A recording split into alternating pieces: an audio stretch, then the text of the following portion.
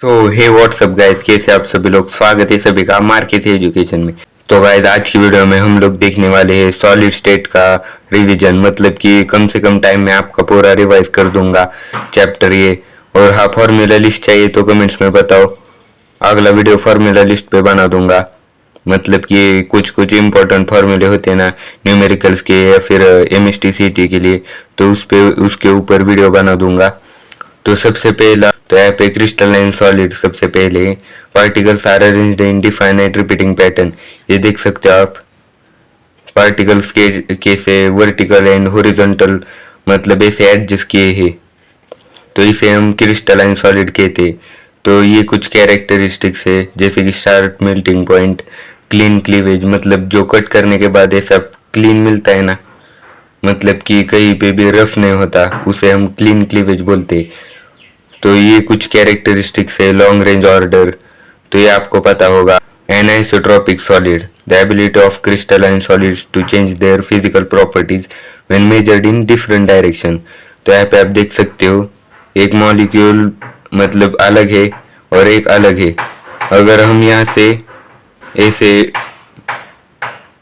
ऐसे जाएंगे तो फिजिकल प्रॉपर्टीज चेंज हो रही है, मतलब एक अलग मॉलिक्यूल, एक अलग मॉलिक्यूल, एक अलग मॉलिक्यूल, तो ऐसा। लेकिन यहाँ पे आप देख सकते हो मॉलिक्यूल चेंज नहीं हुआ तो इसकी फिजिकल प्रॉपर्टीज नहीं चेंज होगी। तो इसका और इसका कंपैरिजन है और ये इसमें बिलोंग करता है। ये जो क्रिस्टलाइन सॉलिड्स होते हैं वो एनाइसोट्रोपिक होते हैं। यहाँ पे लिख दिया है क्या? हाँ, लिख दिया है। तो आप अब देख सकते हो एमॉर्फस सॉलिड, तो particles are arranged in randomly. या इस पे ध्यान मत दो, मतलब ये ऐसे लिखा था बाद में मैंने। शॉर्ट रेंज ऑर्डर, यहाँ पे लॉन्ग रेंज ऑर्डर, यहाँ पे शॉर्ट रेंज, मतलब कि तीन हो गए, देन उसके बाद थोड़ी सी स्पेस होगी, फिर तीन हो गए, ऐसे मॉलिक्यूल्स यहाँ पे देख सकते हो। और यहाँ पे देख सकते हो कैसी ऑर्डर है, ये कितना भी लॉन्ग होता जाएगा लेकिन ये स्पेस छोड़ देगा, इसके लिए हम इसे शॉर्ट रेंज ऑर्डर कहते। पार्टिकल्स रैंडमली अरेंज है इसलिए उसको फिक्स शार्प मेल्टिंग पॉइंट, मतलब फिक्स मेल्टिंग पॉइंट नहीं है कि कब मेल्ट होगा। वो होते हैं ना रबर ग्लास, वो कभी भी मेल्ट हो जाते हैं, उनको एक शार्प मेल्टिंग पॉइंट नहीं होता है, इसलिए हम उसे एमॉर्फस सॉलिड बोलते हैं। अब देखते हैं isotropic solid, ability of solids to show same physical and chemical properties when measured in different direction. मतलब कि कहीं से भी आप इसे ऐसे, मतलब कहीं से भी आप इसे देख लो, इसकी फिजिकल प्रॉपर्टीज चेंज नहीं होने वाली। यहाँ पे डायग्राम लिखा हुआ है, यहाँ से पेन के मॉलिक्यूल से, मतलब डिफरेंट मॉलिक्यूल से, यहाँ पे डिफरेंट मॉलिक्यूल्स। आइसोमॉर्फिज्म, अब देखते हैं isomorphism. Two or more substances having same crystal structure and same crystal ratio. For example, NF, NMGO, NaNO3 and CaCO3, और ये भी लिखा है Cr2O3, Fe2O3। तो जो सब्सटेंस जिनका क्रिस्टल स्ट्रक्चर और सेम क्रिस्टल रेशियो होता है उसे हम आइसोमॉर्फिज्म कहते हैं। अगर इनमें से एक भी, मतलब अगर सेम क्रिस्टल स्ट्रक्चर नहीं होगा तो वो आइसोमॉर्फिज्म नहीं है, अगर सेम क्रिस्टल रेशियो भी नहीं होगा तो भी वो आइसोमॉर्फिज्म नहीं है। इनका रेशियो और स्ट्रक्चर सेम है इसलिए हम इसे आइसोमॉर्फिज्म कहते हैं। अब देखते हैं polymorphism, a single substance which crystallizes into or more forms under different conditions. CaCO3 की कैल्साइट और आर्गोनाइट ये जो है वो पॉलीमॉर्फिज्म से, और ये जो है वो मेटल्स में होते, लेकिन जो मेटल्स में नहीं होते, मतलब polymorphism occurs in non-metallic substance is called allotropy. Non-metallic element showing polymorphism, allotropy. Polymorphic forms of carbons are diamond, graphite, fullerene, charcoal. तो एलोट्रोपी कार्बन दिखाता है क्योंकि वो भी नॉन मेटल है ना, तो ये अगर आपको एमसीक्यूज में आ सकता है। Then characteristics of metallic solid, ये वन शॉट है, इसमें मैं रिवाइज कर रहा हूँ इसलिए मैं डिटेल में नहीं बता पा रहा हूँ, तो आप समझ लेना। अगर आप चाहते तो मैं अलग अलग 10-12 लेक्चर्स बना के आपको दे देता, लेकिन ये वन शॉट है। सो देन उसके बाद characteristics of solid, metallic solid. तो डक्टाइल, मतलब अगर आप आपके घर के वायर देखो तो वो मेटल से बनी हुई और ऐसे होती है, मतलब अंदर की वायर जो डक्टाइल प्रॉपर्टी है इसकी वजह से वो वायर बन चुके हैं। वरना मेटल्स के अंदर अगर डक्टाइल प्रॉपर्टी नहीं होती तो मेटल्स कभी भी वायर नहीं बन जाते। मतलब उस मशीन में डालते देन उसके बाद वायर बन के वो बाहर आ जाती है, तो उसे हम डक्टाइल कहते हैं। और मेलिएबल मतलब अगर हम ऐसा होता है ना, हथौड़ा होता है और उसके पास लोखंड होता है, तो वो उसके ऊपर मारता है देन उसके बाद वो चपटा हो जाता है। अगर आप काजू कतली मतलब कि वो होता है ना, काजू कतली स्वीट डिश, उसके ऊपर जो परत होते हैं वो मेलिएबल प्रॉपर्टी वजह से होते हैं। अगर मेटल्स में मेलिएबल ये प्रॉपर्टी नहीं होती तो तो हम कभी भी काजू कतली नहीं खा पाते। तो देन उसके बाद good conductors of heat and electricity, आपको ये पता होगा पॉइंट। सो देन अब हम देखेंगे पूरा का पूरा चार्ट, वो भी शॉर्ट में। मतलब मैंने चार्ट मतलब बुक से उठाया है, लेकिन मैंने अपने अपने पॉइंट्स डाल दिए इसमें थोड़े फार। सो अगर आप देखोगे तो types of crystalline solids, ionic solid, covalent solid, molecular solid और मेटेलिक सॉलिड। तो यहाँ पे कॉन्स्टिट्यूएंट पार्टिकल्स देख सकते हो आप, आयंस, कैटाइंस एंड एनाइंस। मतलब आयंस के जो है ना वो कैटाइंस एंड एनाइंस है। तो यहाँ पे अगर आपको स्टेटमेंट आया कि define ionic solid and right there characteristics, तो आप क्या बोलोगे? आयनिक constituent particles in ionic solids are ions, that is cations and anions, ऐसा लिखना होगा। आपको ये करना आना चाहिए, वही तभी तो इस चार्ट का महत्व है। वरना आप 10th की तरह पढ़ाई करोगे और फिर बाद में जाके थोड़े से मार्क्स आएंगे।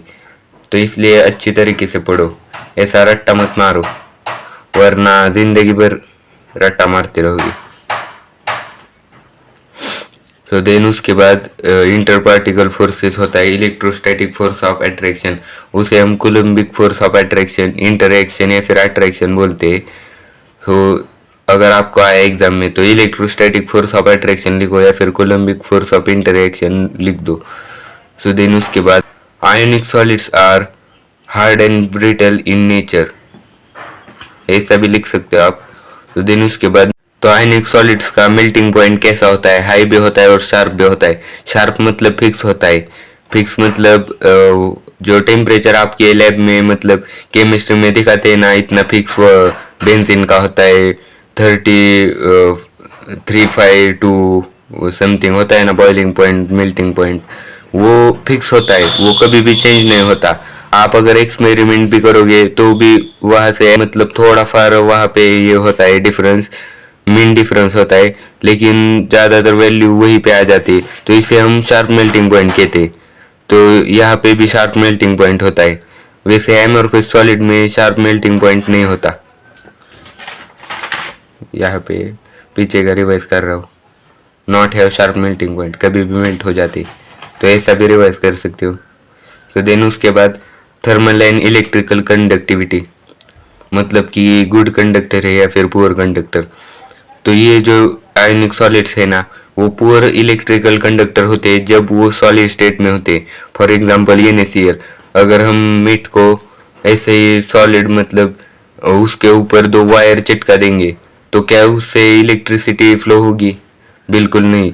अगर हम उसी को पानी में डिजोल्व कर देंगे या फिर मेल्ट कर देंगे और उसमें वायर ये कर देंगे टच, तो इजीली इलेक्ट्रिसिटी पास होगी, क्योंकि ये गुड कंडक्टर से वाटर में या फिर मेल्टेड किए हुए।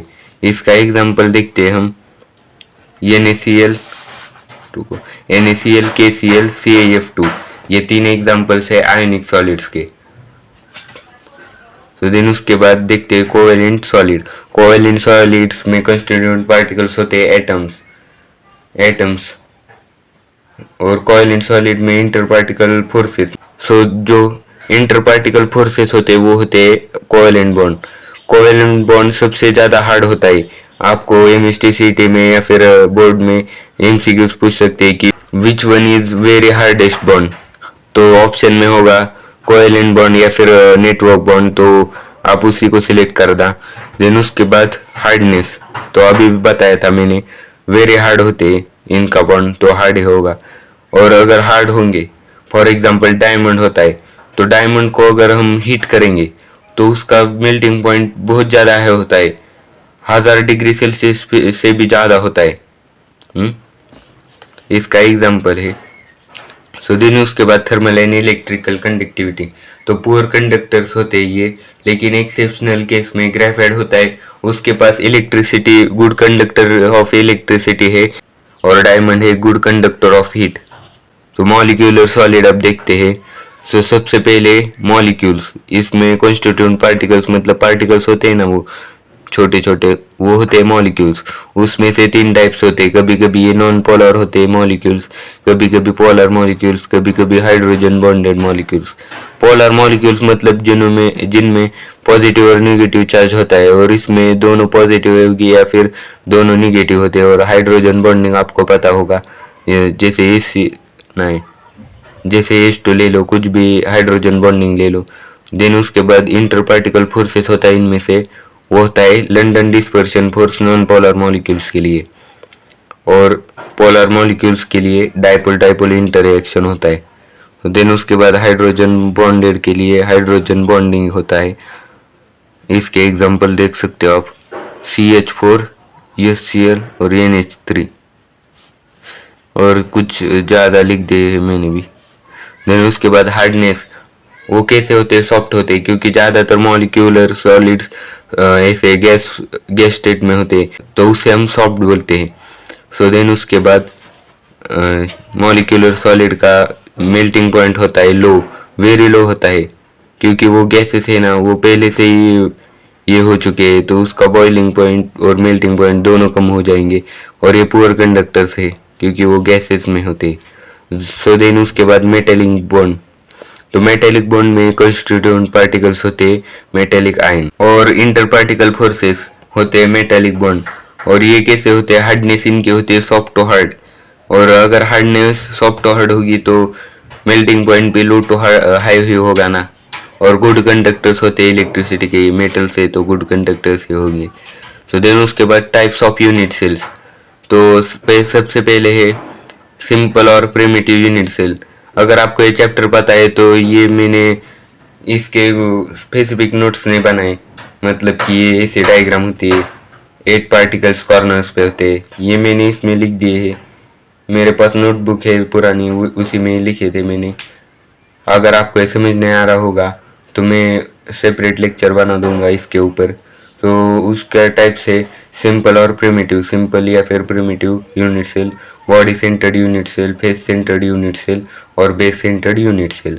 तो सिंपल में क्या होते हैं, सब कॉर्नर्स पे एडजस्ट होते। फॉर एग्जांपल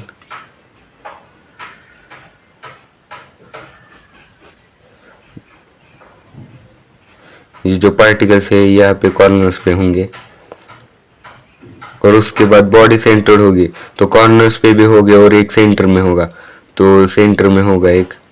और अगर फेस सेंटर होगे तो कॉर्नर्स में भी होगा और ईच फेस में, मतलब सभी साइड में होगा, ऊपर नीचे से 6 साइड्स होते हैं। बेस सेंटर मतलब क्या होगा, एक ऊपर होगा और एक नीचे होगा, मतलब इसके या कॉर्नर। सॉरी गाइस, बना दिए थे मैंने, मेरे याद में नहीं है, लेकिन इतना ही मतलब डिटेल नहीं लिया। अगर आपको डिटेल चाहिए होगा तो बता दूं। तो सिंपल में होता है, तो 8 पार्टिकल्स ऐसे एडजस्ट होते हैं कॉर्नर्स पे।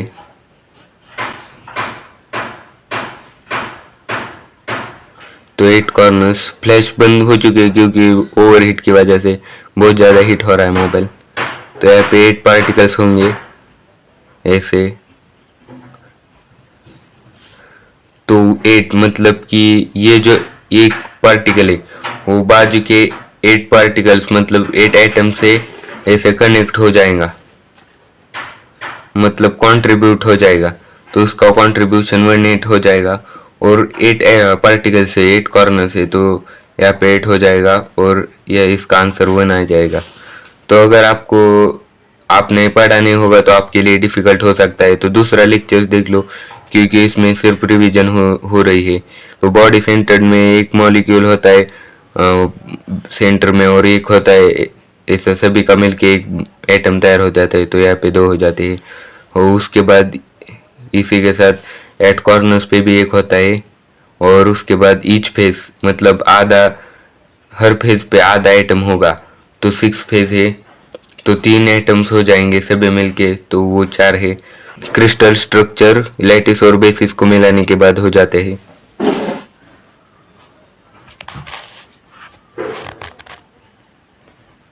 तो देन उसके बाद यूनिट सेल, तो ये डेफिनेशन आ सकती है 1-2 मार्क के लिए। The smallest repeating unit in crystal is called unit cell, और ये डेरिवेशन है, ये नहीं बताऊंगा, ये बहुत ज़्यादा सिंपल है, आपने भी कर लिया होगा। सो देन उसके बाद पैकिंग इन सॉलिड, तो 1 डायमेंशन होता है, तो यहाँ पे आप देख सकते हो 1 डायमेंशन मतलब एक ही हो जाता है। उसका कोऑर्डिनेशन नंबर कितना होगा आपको पता है तो कमेंट में बताओ, अभी मैं बताता हूँ। तो एक कौन सा भी पार्टिकल ले लो, तो उसके टच में जितने पार्टिकल्स होंगे वो उसका कोऑर्डिनेशन नंबर होगा। तो इसके टच में 2 पार्टिकल्स आ रहे, तो इसे हम कोऑर्डिनेशन नंबर कहते हैं, तो इसका कोऑर्डिनेशन नंबर है 2। तो packing 2 dimension packing, square close packing उसमें फर्स्ट टाइप है, ए टाइप, मतलब कि सारे वर्टिकली एंड ऐसे हॉरिजॉन्टली एंड वर्टिकली देख सकते हो आप।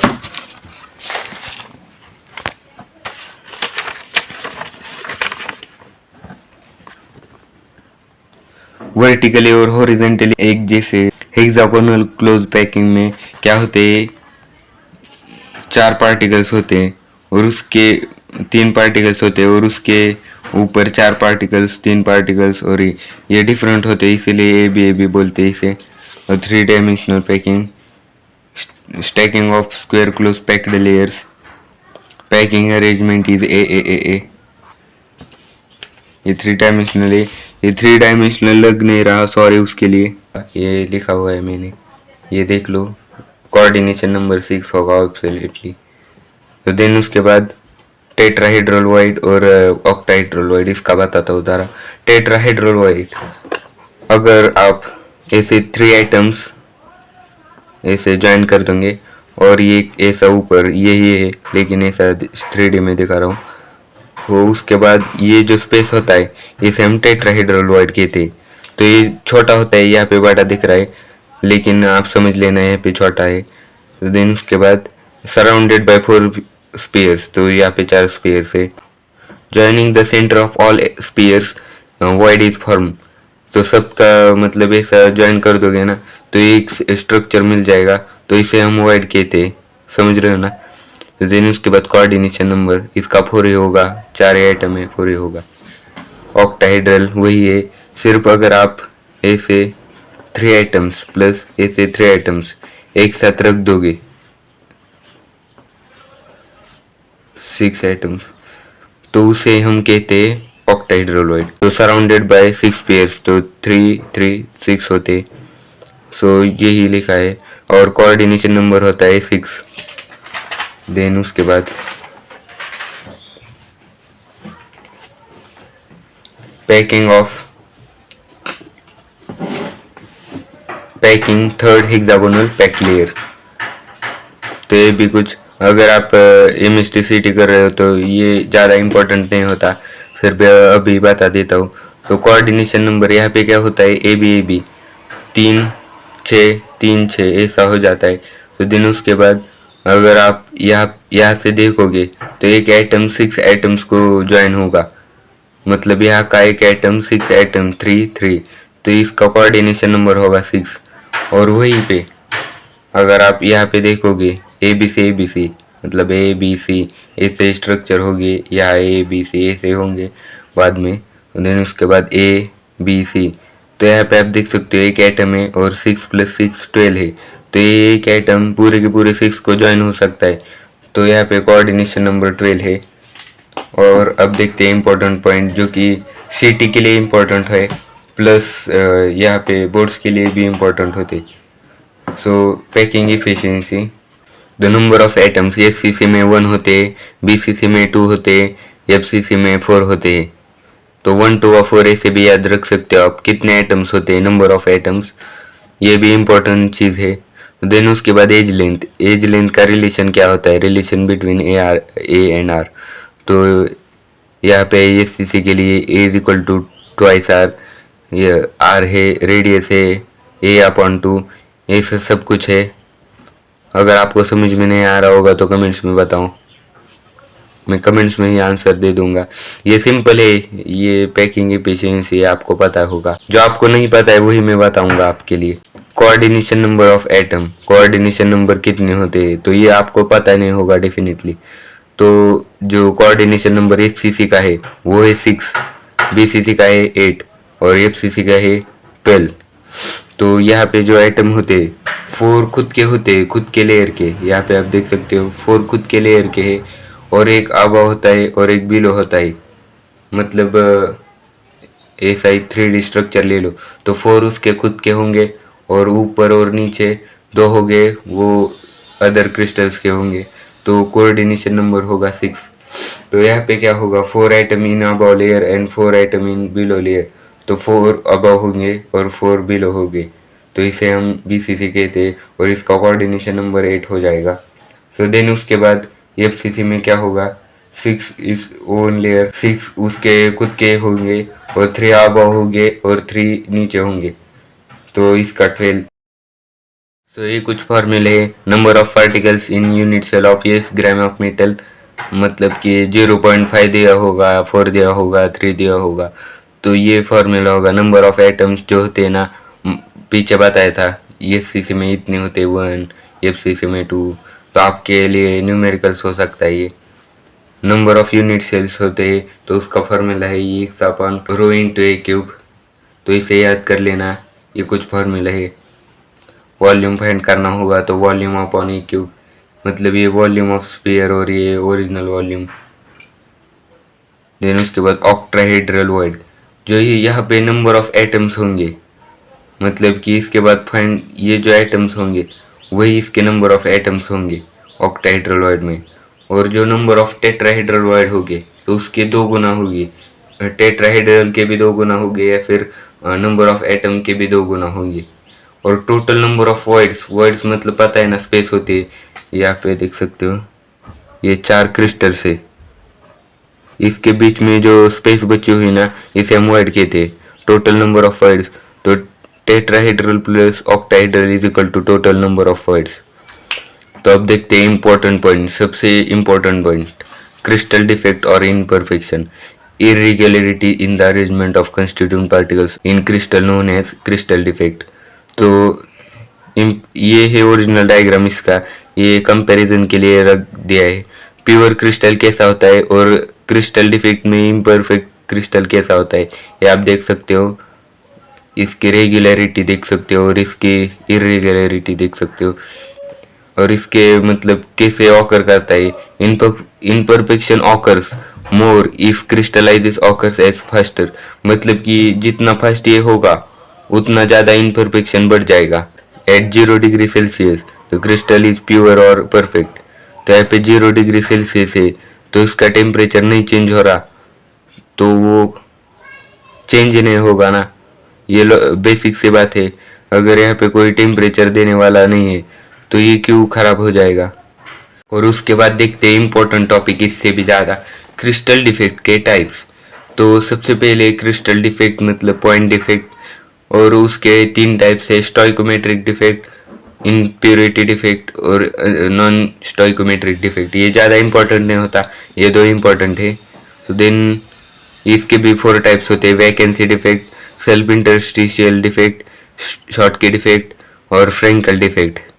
और इम्प्योरिटी डिफेक्ट के 2 टाइप्स होते हैं, सब्स्टिट्यूशनल डिफेक्ट और इंटरस्टिशियल इम्प्योरिटी डिफेक्ट। तो पॉइंट डिफेक्ट क्या होता है, irregularities in the arrangement of lattice point in a crystalline solid.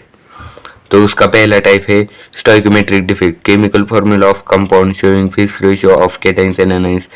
और दूसरा पॉइंट है द स्टोइकोमेट्री रिमेन्स अनचेंज्ड, तो ये होता है।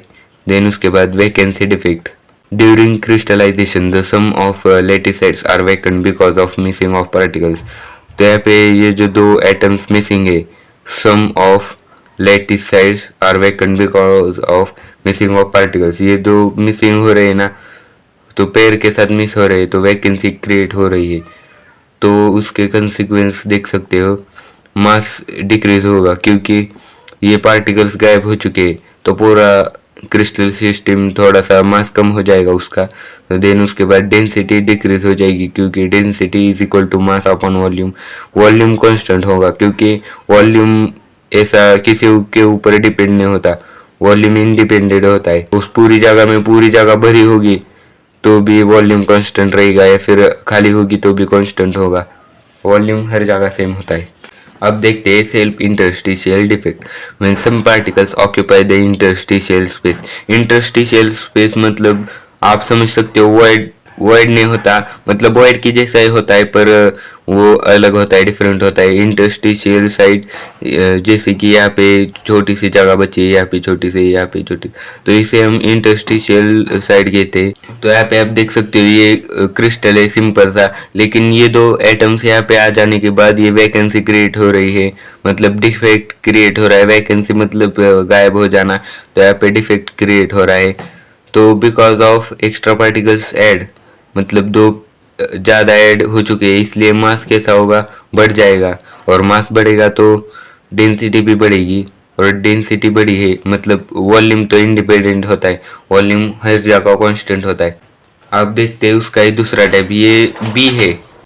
तो पार्टिकल्स क्या हो जाते हैं, यहाँ पे यहाँ का पार्टिकल यहाँ चला गया, यहाँ का पार्टिकल यहाँ चला गया, तो इसे हम particle shifted from its original lattice point and occupied that interstitial space, mass density and volume is constant. क्योंकि यहाँ से यहाँ गए हैं, वो शिफ्ट हुए सिर्फ, तो क्या ही किसी पे फर्क पड़ेगा, वॉल्यूम तो कांस्टेंट होता है, लेकिन मास कम भी नहीं होगा ज़्यादा भी नहीं होगा, और उसकी वजह से डेंसिटी भी वैसे हो जाएगी। तो देन उसके बाद शॉर्ट की डिफेक्ट। तो शॉर्ट की डिफेक्ट मतलब in ionic solid equal numbers of cations and anions are missing from their regular crystal lattice. तो इसे हम शॉर्ट की डिफेक्ट कहते हैं। जब एनाइन एंड कैटाइन एक साथ गायब हो चुके हैं तो इसे हम शॉर्ट की डिफेक्ट कहते हैं। तो समझ में आया, तो ये चुका है।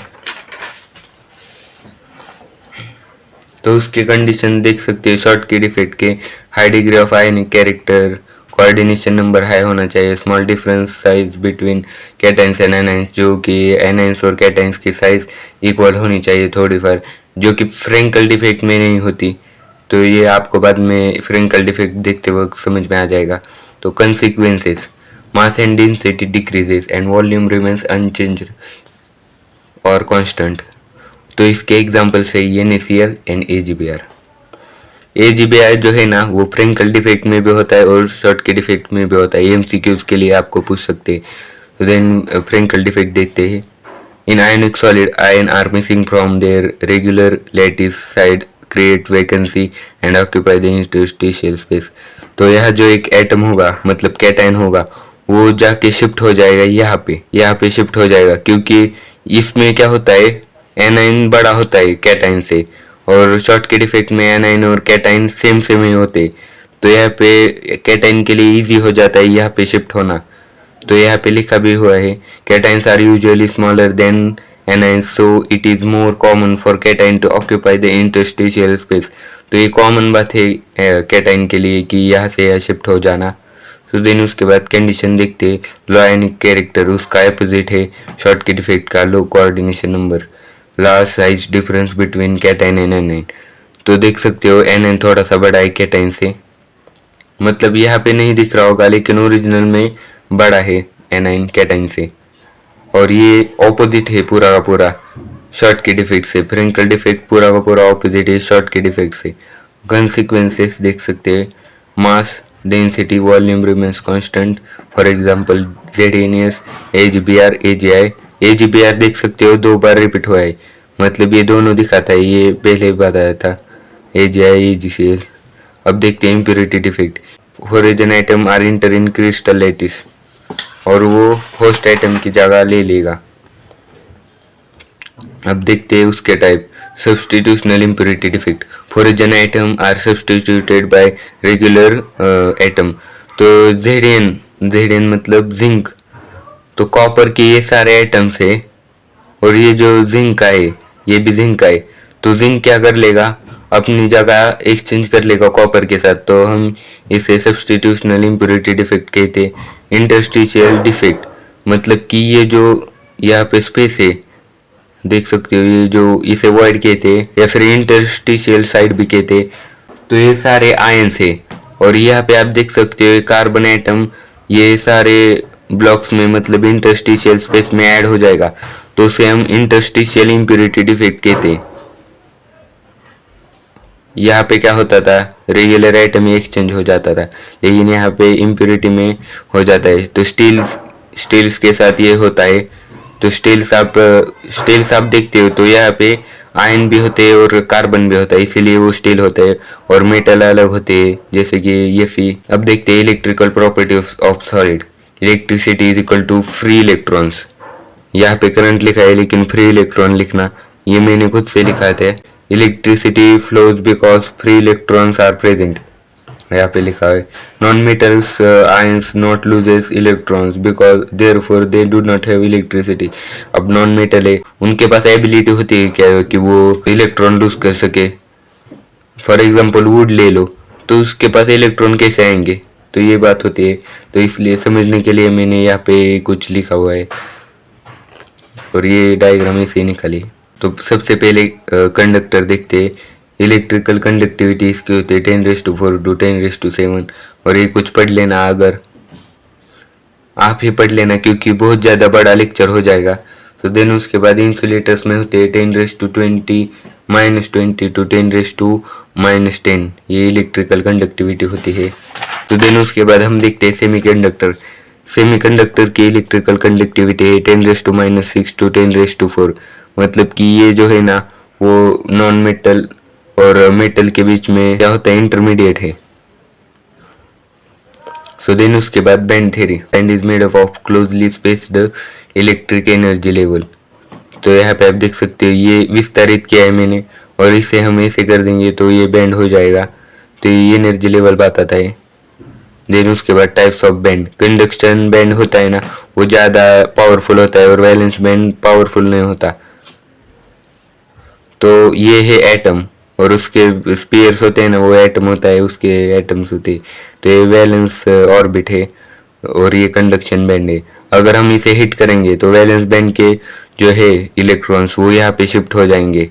तो इसका गैप मैटर करता है, इसमें वो आगे मैटर करेगा। Highest energy level band, electron are mobile and delocalised, ये कंडक्शन बैंड के लिए है। Highest energy level band, electrons are mobile and delocalise. ये मोबाइल मतलब कि फ्री इलेक्ट्रॉन्स होते हैं एंड डीलोकलाइज मतलब कभी भी कहीं भी फिर जाते हैं, पता है आपको। बैलेंस बैंड कैसे होते हैं, लोएस्ट एनर्जी लेवल बैंड, यहाँ पे देख सकते हो आप, electrons are not free to move, इसका ऑपोजिट है mobile. Band gap, the gap or energy difference between the conduction band and band, तो इसे हम बैंड गैप कहते हैं, यहाँ पे लिखा हुआ है। Electrical properties of conductor, insulator and semiconductor. तो यहाँ पे आप देख सकते हो कंडक्टर के लिए डायग्राम है। तो यस बैंड। तो यहाँ पे जल्दी से मतलब कंडक्टर है इसलिए इनके बीच का जो डिस्टेंस होगा वो बराबर ना के बराबर होगा, तो ऐसे इलेक्ट्रॉन इजीली मूव कर जाएंगे। और इंसुलेटर के लिए हम अब देखते हैं थोड़ा सा बड़ा बैंड गैप होगा इंसुलेटर के लिए, क्योंकि वो नॉन मेटल है। और ये जो लार्ज बैंड गैप है इसकी वजह से ये जो वैलेंस बैंड के ये है ना हिट देने के बाद यहाँ पे नहीं जाएंगे क्योंकि ये लार्ज गैप है। तो इसी वजह से इंसुलेटर के पास ये इलेक्ट्रॉन्स फ्री नहीं होते, तो इसकी वजह से insulators are not good conductors of electricity. Then उसके बाद सेमीकंडक्टर देखते। सो इनका जो बैंड गैप होगा वो इंसुलेटर से ज़्यादा होगा लेकिन कंडक्टर से थोड़ा कम होगा। तो यहाँ पे लिखा हुआ है ये पहले फर्स्ट स्टेज और ये सेकंड स्टेज है। पहले इलेक्ट्रॉन्स इसमें ज़्यादा थे वैलेंस बैंड में, अब कंडक्शन बैंड में जाएंगे ऐसे। ये फर्स्ट स्टेज है, सेकंड के बाद types of semiconductor. Intrinsic semiconductor, pure semiconductor material which has low electrical conductivity. जो प्योर सेमीकंडक्टर होते हैं ना गाइस, उनके मतलब उनके पास इतनी इलेक्ट्रिकल कंडक्टिविटी नहीं होती। For example silicon, germanium. तो सिलिकॉन जर्मेनियम क्या होते हैं और जर्मेनियम को देखोगे तो आप ऑब्जर्व करोगे उनके पास इलेक्ट्रिकल कंडक्टिविटी कम होती है क्योंकि वो प्योर सेमीकंडक्टर है। वहीं पे अगर हम एक्सट्रिंसिक सेमीकंडक्टर देखेंगे तो doped semiconductor material which has higher electrical conductivity. Dope मतलब कि एक डोप मतलब कि एक सेमीकंडक्टर में दूसरा मटेरियल ऐड कर देना, इसे हम डोपिंग कहते हैं। यहाँ पे लिखा हुआ है मैंने छोटे से वर्ड्स में, डोपिंग मतलब addition of impurity in pure semiconductor in intrinsic semiconductivity. Dopant मतलब एडेड इम्प्योरिटी, मतलब जो ऐड किया है उसे हम डोपन कहते हैं। Types of extrinsic semiconductor, sorry guys उच्चार नहीं हो रहा है मेरे से। एन टाइप सेमीकंडक्टर, तो एन टाइप मतलब निगेटिव, तो यहाँ पे आप देख सकते हो ग्रुप 14 माइनस ग्रुप 15 कर दोगे तो एन टाइप सेमीकंडक्टर होगा। और पी टाइप मतलब कि ग्रुप 13 प्लस ग्रुप 14 मतलब पॉजिटिव। ये आपको समझ में नहीं आ रहा होगा, पवन वाइक एकेडमी पे जाओ और ये देख लो। और ये था आज के लिए चैप्टर। तो गाइज मुझे लगता है आपको चैप्टर अच्छे से समझ में आ चुका होगा। तो वीडियो अच्छा लगा तो लाइक कर देना। अगर कुछ नहीं समझ में आया तो एक बार पवन वाघ एकेडमी पे जाके उनका लेक्चर देखो, देन उसके बाद मेरे पास आओ और ये रिवाइज कर लो। तो मिलते हैं अगले वीडियो में। अगला वीडियो किस पे चाहिए आपको कमेंट्स में बताओ।